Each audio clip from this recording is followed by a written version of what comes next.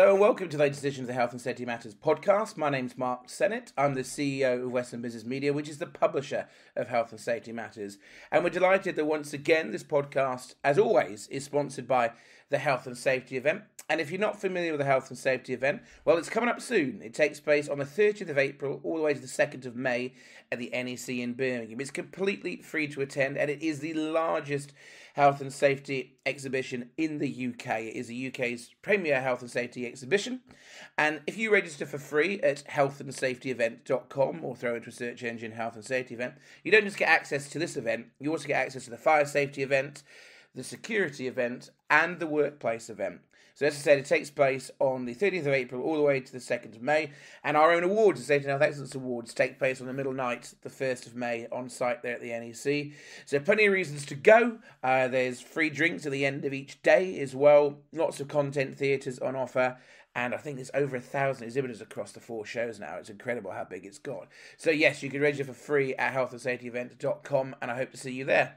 But you don't need to wait for this podcast, as I always say, to get all the latest news in the health and safety sector. You can go to our website, Health and Safety Matters website, which is www.hsmsearch.com. Now listen, I don't expect you to necessarily remember that web address, so just throw into a search engine, Health and Safety Matters, and up we pop. But why would you go to the website? Well, there's a number of reasons. You can sign up to get the magazine for free 6 times a year, and look at our digital editions as well for free. And we also have the annual BSAF Guide to UK Health and Safety on there, and the PP Insights Guide. You can sign up to get our twice-a-week e-newsletter with breaking news alerts, and you'd be joining about 54,000 others of your professional colleagues if you did that. You could look at all of our back archive of free webinars on there, and all of our upcoming webinars, all completely free, and you can also watch last year's digital conference on there. But the website itself has all the latest news, prosecutions, products and services from the health and safety sector. It is a one-stop shop for everything that you need, whether it's best practice, compliance, regulation, all the latest products, services, and of course prosecutions that you can learn from. So yeah, go to our website, just search Health and Safety Matters, and up we come, or hsmsearch.com. Or you can follow us on X, or you can follow us on LinkedIn. Now, we always start off this podcast with the news. And what have I got for you this week? Well, a bit of a blend of news on this edition of the podcast. So I wanted to talk about the first ever No Falls Week, which has been launched. Now that's been launched by the No Falls Foundation, a UK-based charity for working at heights sector, a charity we support. In fact, it was the first ever charity of the first ever Safety and Health Excellence Award. Just a fantastic charity. I mean, literally since it launched, we put it as the charity that year of the Safety and Health Excellence Awards. So it is proud to be launching No Falls Week, which it describes as a powerful campaign to promoting safe working at height. So when does it take place? Well, it takes place the 13th to the 17th of May 2024. So its mission is simple, they say, but yet crucial: to raise awareness about the importance of safe working at height, to prevent falls, and ensure that everyone that works at height comes down safely. It's estimated that over 1 million business and 10 million workers carry out work at height in some form every year in the UK. So No Falls Week will provide the opportunity for organisations across all sectors to place a focus on working at height safely. So, as they go on to say on this, falls from height are consistently the leading cause of workplace fatalities in the UK, with 40 people losing their lives at work due to a fall in 2022-2023. So this is a really important area to tackle. As they're saying there, it is the single biggest cause of workplace fatalities in the UK. And they're saying that these accidents can cause up to 992,000 working days lost through non-fatal falls from height across Great Britain, according to the same statistics in 2022-2023. And not only that, but the cost of falls for height last year was estimated to be over 847 million, which is made up of the cost of employer and individual government tax losses and benefits payments. So it's interesting.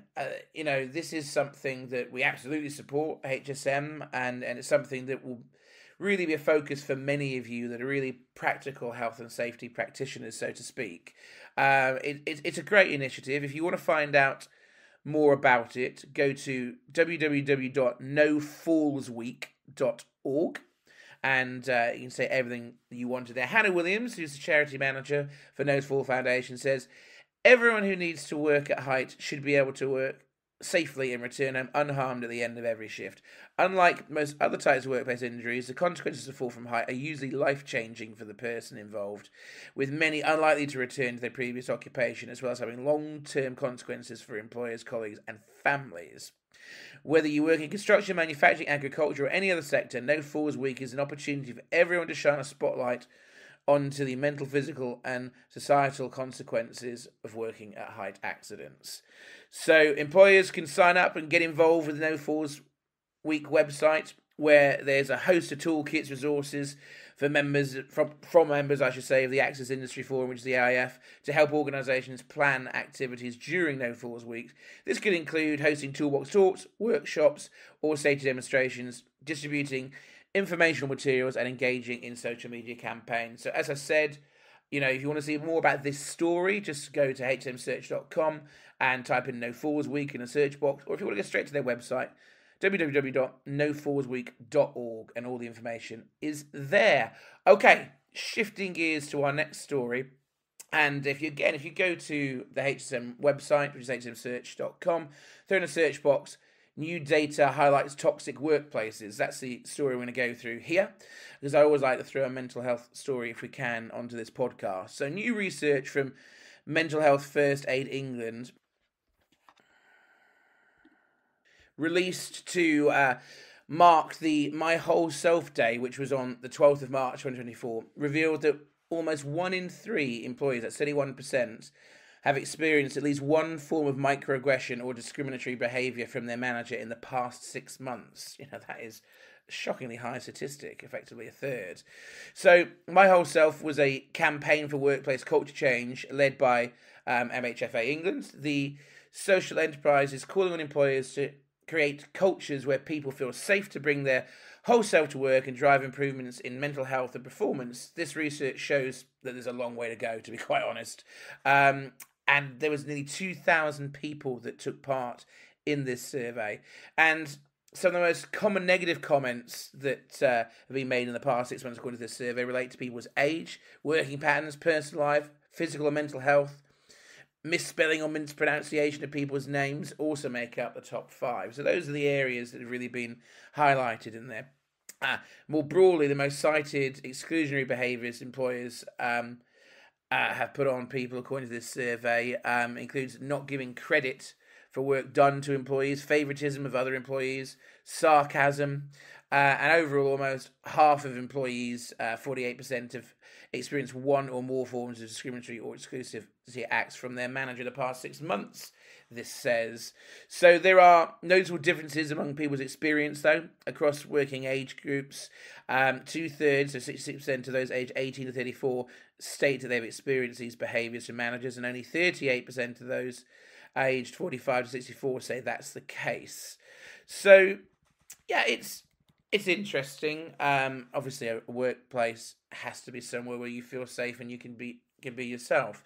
I'm sure some of you listening will raise an eyebrow at some of the parts included that, perhaps sarcasm, which, sarcasm isn't good if it's meant in a derogatory way, but equally at the same time it can be done in a humorous way. Listen, I'm guilty of being sarcastic in a humorous way in my personal life, let alone my professional life, but I wouldn't use sarcasm to put down a member of staff, and because that's inexcusable. But the reason I'm raising this is it's a different aspect of mental health. It's all about workplace behaviours, ultimately.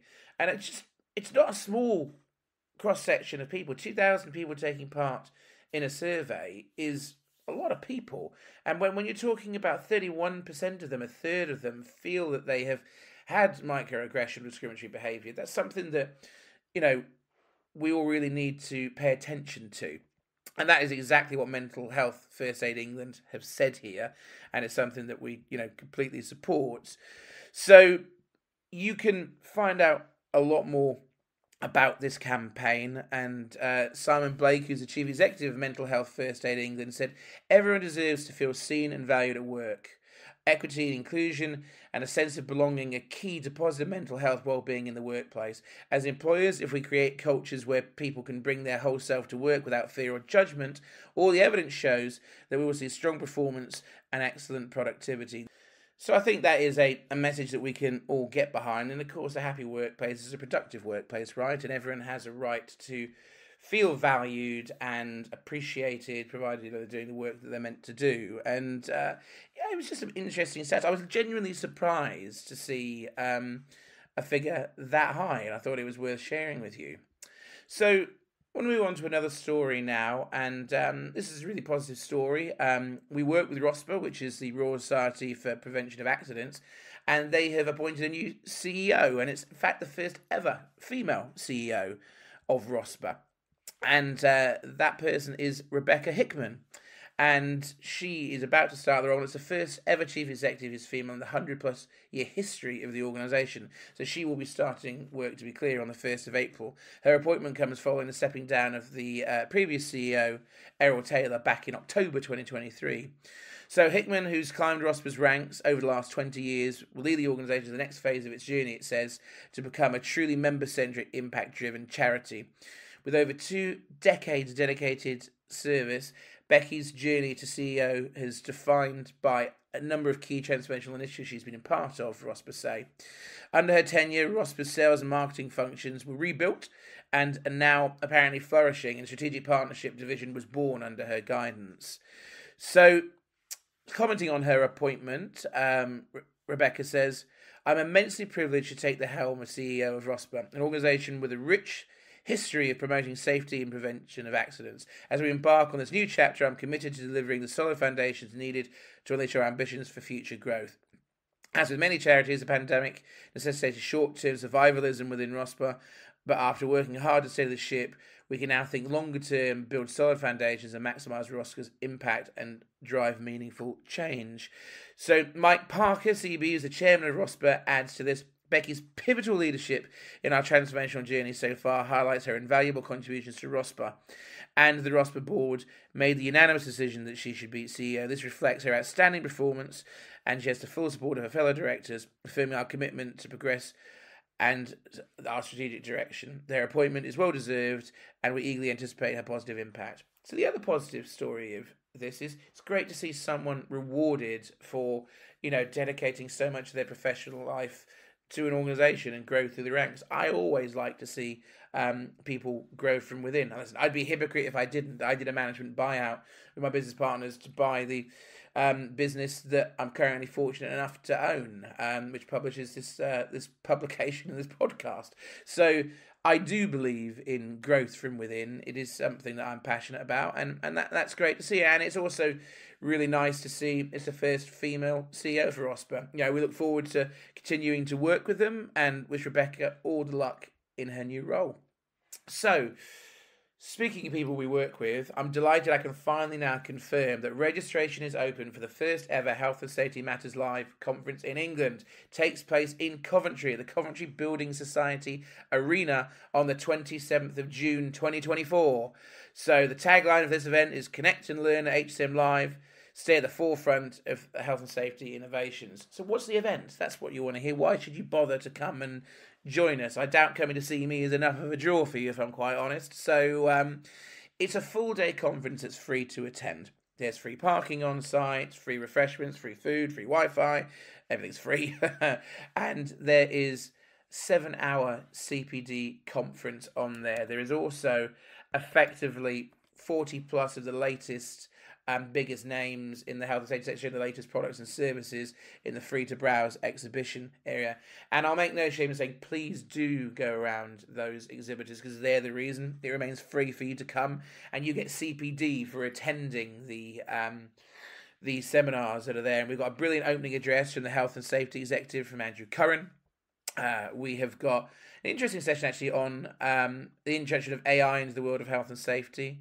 We're talking about the adequacy of stress risk assessments from IOSH are doing that session. We've got a session on sustainability and hand protection. We've got reducing workplace injuries with ergonomic safety tech from Ansel, which will be a good session. Another interesting aspect here, and I love to involve Simon Turner in these, so he's from Drive for Better Business. He's going to do a fantastic panel session on how to create a good practice driving for work policy, and more of you are having to have staff do driving for work, and I'd strongly suggest you go to that session. We've also got taking the risks out of specifying PPE and safety equipment from the British Safety Industry Federation. Rory Wilders will be doing that. And then, I don't want to call anything the main event, but I know all of you love these sessions. We've got lessons learned from recent health and safety case law from leading lawyer Rhiann Greaves from DSC Breach Corp. Rhiann's brilliant. Then we go into a health and safety mock trial, and these are absolutely fabulous. I mean, I've been the defendant in these sometimes, these mock trials, and you come along, and it's based on a real life prosecution, and you guys are the jury. You listen to the evidence, it's a reenactment of the trial, and then it throws over to you as the jury for guilty or not guilty. You vote whichever way that you vote, and then the team will actually say what the real life result was, and will explain the reasonings behind that. And sometimes, quite often the audience is either split or wrong with the answer that you give compared to what the real life case was. And it's a real learning experience. It's really interactive. You get a chance then to ask lawyers questions about, well, why was that the case? And it's really something that you can take back with you. And this particular mock trial is based on a forklift truck collision, which left an employee with life-changing injuries. So it examines issues such as training, competency, and supervision. So it's a really interactive session. Please do come along. So this is all free, as I said, and we've got some absolutely fantastic exhibitors there. It's like an A to Z, who's who. Yeah, you've got the Health and Safety Executive and the BSAF and people like that from associations, but you've got Draeger there, you've got B-Swift there, Blackline Safety there, Eco Online there, JSP, Manasan, Moldex, Resmar, Stanley, Safety Rocks, Tilsatec, Unigloves, WL Gore and Associates, Nibosh, and in fact Nibosh are running their own conference alongside that day. We've got DuPont there, ATG there. There's so many exhibitors there, and the place where you get your tea and coffee and your lunch is all in the middle of that exhibition area. So if coming for CPD isn't enough, if coming to learn about best practice and compliance and the future of the safety sector isn't enough from an educational point of view, it's a great place to network, and it's a great place to see products and solutions and get advice in the exhibition area. So really easy to get to, right off the major motorway, right bam smack in the middle of the country. It's at the Coventry Building Society Arena, and that takes place on the 27th of June 2024. Completely free to register. Please go to hsmlive.co.uk. Now, the last thing, and I don't think I covered this on the last podcast, the shortlist is out for the Safety and Health Excellence Awards, and the winners will be revealed on the 1st of May 2024, which, as you heard at the start of the podcast, is the middle night of the Health and Safety event, and it takes place at the Vox at Resorts World, which is on site at the NEC in Birmingham, as I said, on the 1st of May. Hosted by Dara O'Brien, famous comedian TV presenter, so it should be a great night. And I'm not going to go through the entire shortlist because we would be here for a very long time, because there are 16 plus categories, plus the 4 BSIF categories, and we're very lucky to have the established BSIF awards delivered as part of this. Now, it's a great opportunity to network. Now, if you're shortlisted, or if you want to find out if you're shortlisted, just go to the website she-awards.com and click on the shortlist button on the home page there, or throw to a search engine, Safety and Health Excellence Awards. If you are shortlisted, I hope you come along to see if you've won. But actually, if you're not shortlisted, it's such a great night for networking. It's a who's who of the safety sector there. It's also a brilliantly fun night. We have magicians there, we have that comedy from Dara O'Brien, we have a band and a dance floor and a fun prop photo booth and a free pick and mix, and there's fun money casino tables. There's a lot going on, and the food is fantastic there. It's a 3-course meal, and it includes a drinks reception from 6:45 to 7:30. Then we sit down for that 3-course meal, and there's 4 bottles of table wine per table. And for those of you that don't drink, don't worry, there is water and tea and coffee provided. So it's a brilliant night. It has a purpose, and it's one that's very close to my heart. It really shines a light on the great and the good of the health and safety sector, which is you listening. And if you haven't entered, I hope you will enter in future years. It is a great way to get a project, a person, a team, yourself, a colleague, your organisation, a campaign recognised for the important work you do of keeping people and property safe. For me, I still passionately feel it is the best thing I do in my job of seeing people happy and shining a positive light on the health and safety sector. So please do come on. We've sold 75% of tickets already, and I'm recording this podcast in March, and this is until the 1st of May. So, we sold out all 750 tickets last year. Looks like we're going to do that again. As I said, 1st of May at the Vox at the NEC in Birmingham. Please do buy your tickets now while you can. They cost £225 plus VAT per ticket, or £1,999 plus VAT for a table of 10. So, yeah, please do come along. It's a fantastic night. So, as I said, that covers the news aspect for the podcast. You do not have to wait for this podcast to come out. You can go to our website, HM Search, anytime, or follow us on X or LinkedIn to see the latest news, products and services, and prosecutions in the health and safety sector. So the next part of the podcast is the interview side, and it's really a sign where I like to shine a light on often a certain manufacturer or event or an association, and this time I'm delighted to be joined by Tom Turner, who is the country director for Martor UK, which obviously manufactures safety knives, if you don't know. And Tom's had a long career in the health and safety sector, but he's relatively new to Martor. He's actually only been in post about 6 months. And for many of you listening, do work in facilities that use safety knives. And it'll be interesting if you listen to this, that you'll soon realise that safety knives touch so many things you don't realise, and Tom highlights that. So really enjoyed sitting down with Tom, and I did that earlier today, and here's what he had to say.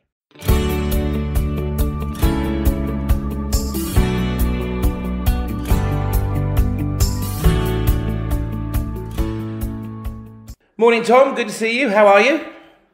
Yeah, morning, Mark. Doing great, thank you. How's things with you? Yeah, all good. Busy time of year with the Safety and Health Excellence Awards, which Martor, a very kind sponsor of, record amount of entries. So not long till we see each other for the big shindig, really.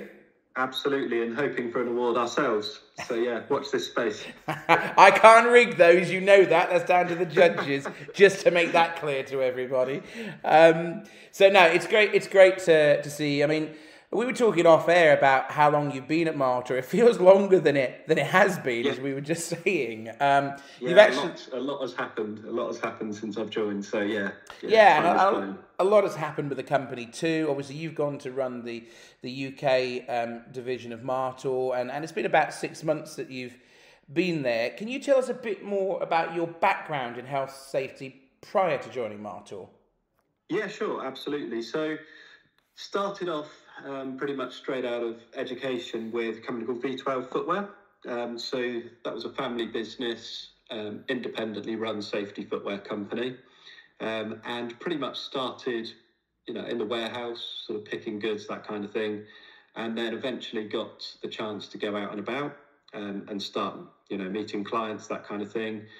Anyway, sort of 5 years later, I was then starting to run the sales side of things and working with a lot of health and safety officers. And I think for me, there was a moment in my career when I realised how important health and safety was. And I'll go on to elaborate a little bit more about that, because that might sound like an obvious statement. But safety footwear, everyone in the market was seeing how they could make their footwear really, really comfortable, how they could make it look great, all of that kind of thing, without actually focusing so much on the health and safety need and requirement for safety footwear, which largely speaking was slips, trips and falls. So when you look at all the data, and when you actually start working with the health and safety officers and you're saying, what is your number one requirement for safety footwear?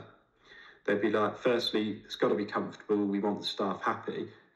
But then you drill into it and you say, what are your footwear related accidents? And suddenly it's slips, trips and falls. So for me, I think that was quite an important point in my career when I realised that I had to start working very closely with health and safety professionals to understand their requirements. And it was a game changer for us at V12 because we came up with a new sole unit, which was one of the most slip-resistant sole units in the UK at the time. And we had it accredited with the HSL, which is the testing laboratory up in Buxton, and managed to get a 4-star grip rating on a general purpose sole, which was like a game changer at the time. And it was a massive help for health and safety officers across the country, in anyone from an SME right through to a big blue chip, in driving down slip accidents in the workplace. And that kind of took us from, a very small independent family company to the leading independent safety footwear company. And I think that shows how important it is to really engage with the health and safety professionals and understand requirements. So that was V12. So I was there for around about 16 years, loved it, and then eventually sold out in 2019 and went on a kind of consultancy basis for a short while with a company called Stronghold. They had a fantastic piece of software which they were launching alongside all of their other goods and products they sold, which was primarily, PPE, clothing, right through to tooling kind of thing.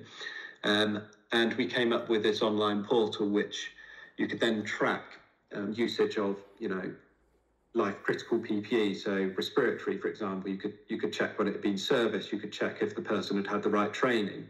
And again, it was supplying another service to the health and safety professionals in the industry that they really found useful, because we weren't just going in and pushing product. We were adding value by saying, right, your guy has now had this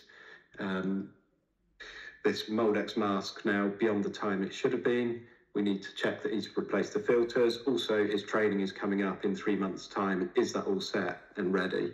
So again, it was providing a fantastic support service. So really enjoyed my time there at Stronghold. Was there for about just over sort of 3 years, and then took a bit of a break because I had my young son, Noah, in May last year, and then in the September came on board with Martor. Yeah, and the rest is history. Yeah, I didn't really expect us to be talking about safety footwear on this one, Tom, but you have got such an extensive background. But I mean, our audience is pretty clued up with the companies that we work with, like Martor, but not everyone necessarily may have heard of Martor, which is where you are now, and a company we work with a lot, whether it be some great webinars we've done with you and the events that you come with us to. But for those that don't know what Martor is or what you manufacture, can you tell us a bit about Martor, please? Yeah, absolutely. So Martor is a company that's been going for over 80 years now. It's based in Solingen in Germany, and they are the world's leading manufacturer of safety knives. And they brought some key innovations to the market, like auto-retracting safety knife, various different types of cutting implements. So, in my opinion, they are the number one in the market, and there's various reasons for that. And Mark, since taking on the role, my very first day at Martor, I was just looking at the safety knives and thinking, how complicated can it be? A safety knife's a safety knife. But then when you start working with health and safety professionals, you really start to understand how important safety knives are to companies. There's lots of cut accidents every year. They might not take a particular sort of amount of time to deal with. They might not even go into the accident book. But there's potentially claims. There's potentially breakdown in operation. There's time off production lines.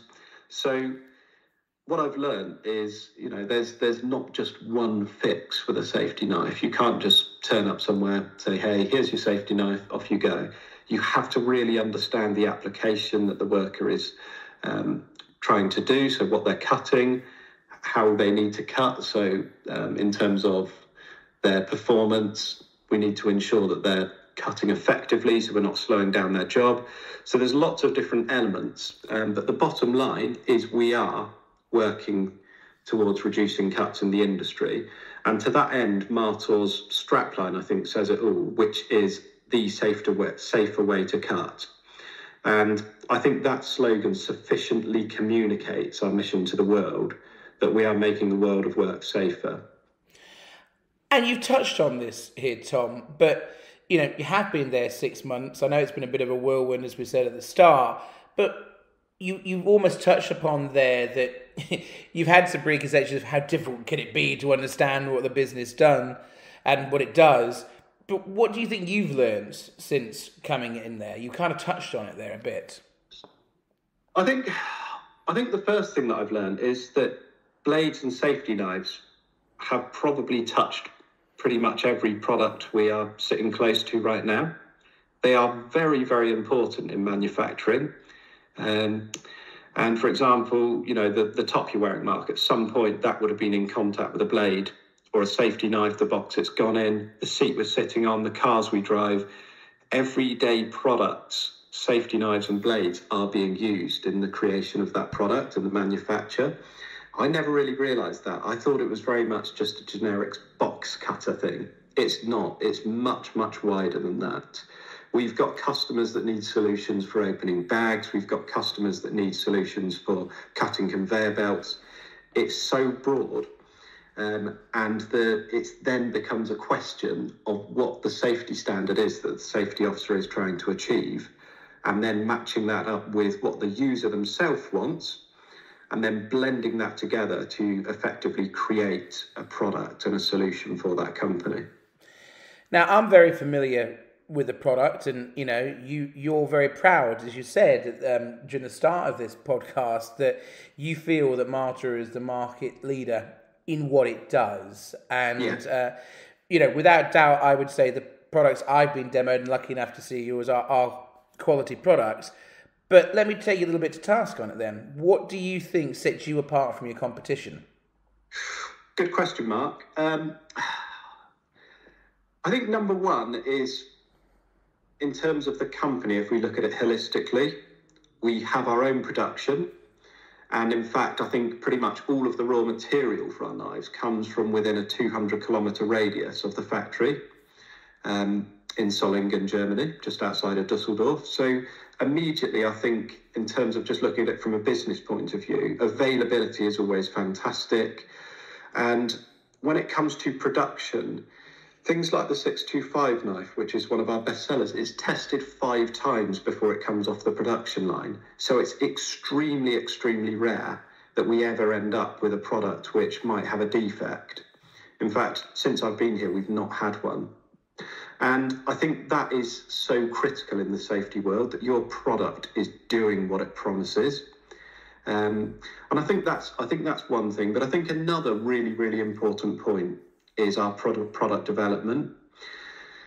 There is such a broad knowledge of the safety knife market within our product development strategy, whether it be Ian Suggett, who's out on the road listening to customers and understanding what they need in their everyday cut, then translating that to the product development team who are creating new innovative products to address safety issues and cutting requirements in the market.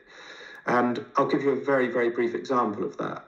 So for years, companies in the food trade, so take, for example, like a company making cereals, every day they're opening bags with blades, tipping them into hoppers. And if the knife and the blade isn't quite right, you get tiny fragments of product, of bag going into the product, which then goes into production line. And it's costing companies tens and tens of thousands of pounds, not only in claims, but in wasted production. And Marta UK looked at that. They not only made a safer product than competitors' products out there, but they made a product which completely removed the chance of any debris, or FOD as it's called, going into production. So it's saving companies hundreds of thousands of pounds. And I think for me, that is critical, because we're not just selling a safety knife, we're understanding health and safety officers' requirements, customers' needs, and we are delivering that consistently in a quality product. That is what sets us apart. And it's not an expensive product either, being quite frank. When you look at other things that are out there in the market, this is not an expensive product. But, we always chat about our businesses off air, and and throughout the months we always keep in touch. And I was really pleased to hear that you've had some record sales earlier this year.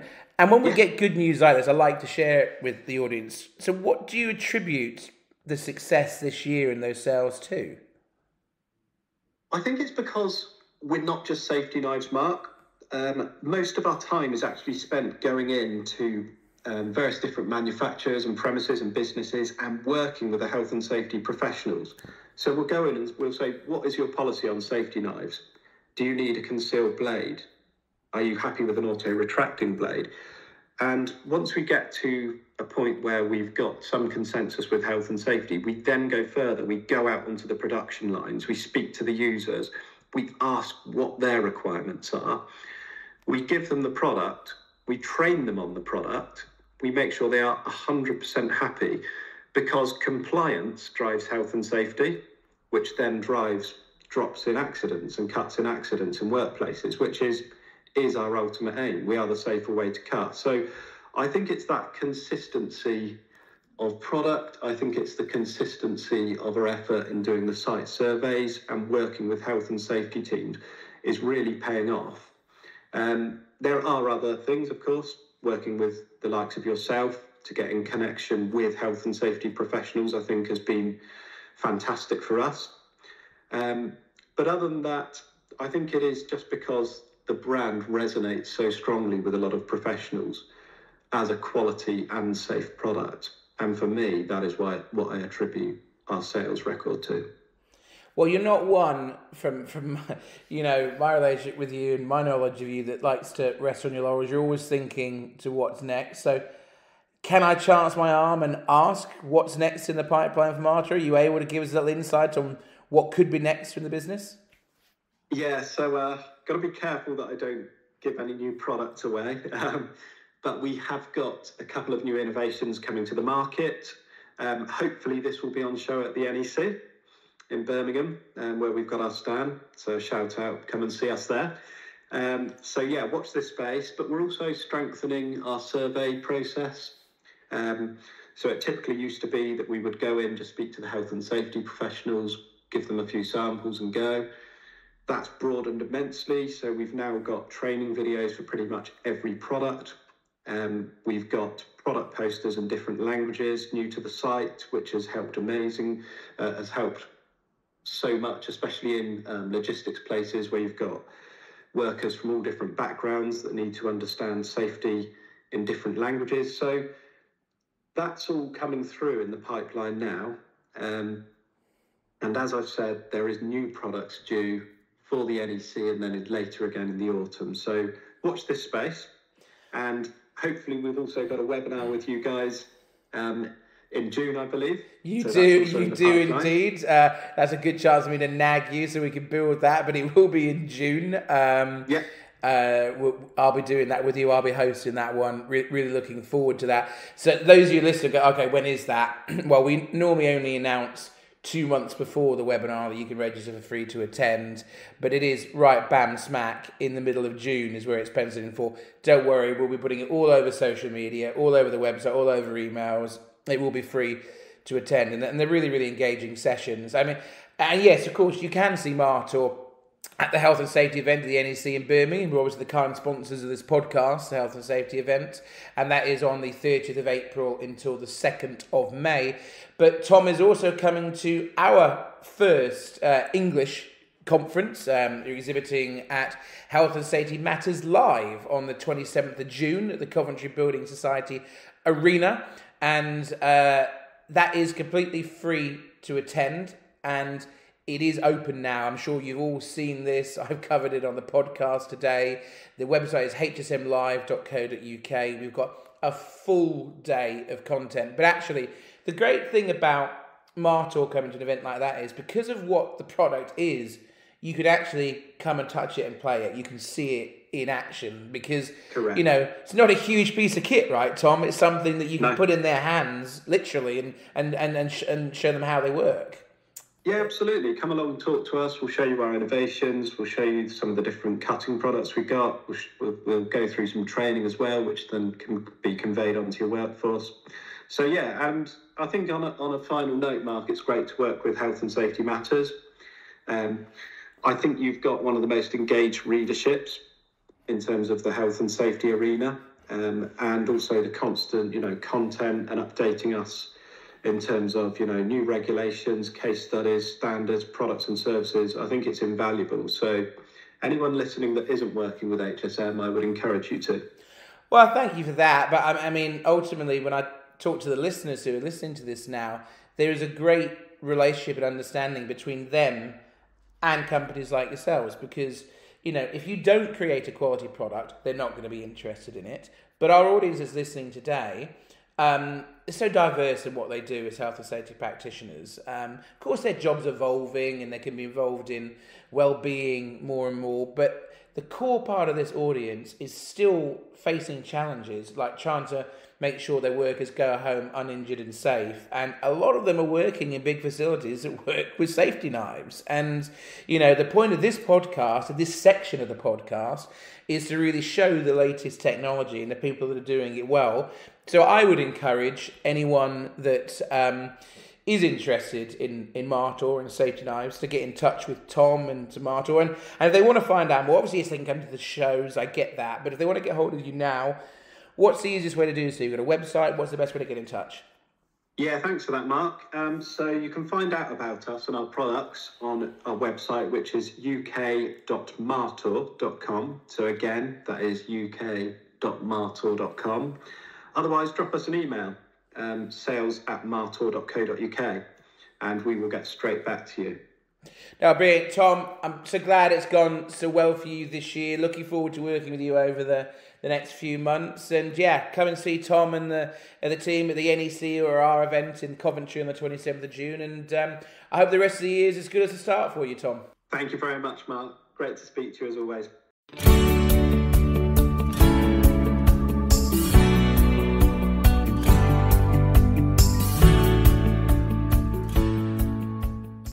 And that's all we've got time for on this edition of the Health and Safety Matters podcast. I'd like to thank our sponsor, the Health and Safety event. And as I said at the start of this programme, if you're not familiar with the Health and Safety event, it takes place on the 30th of April all the way through to the 2nd of May at the NEC in Birmingham.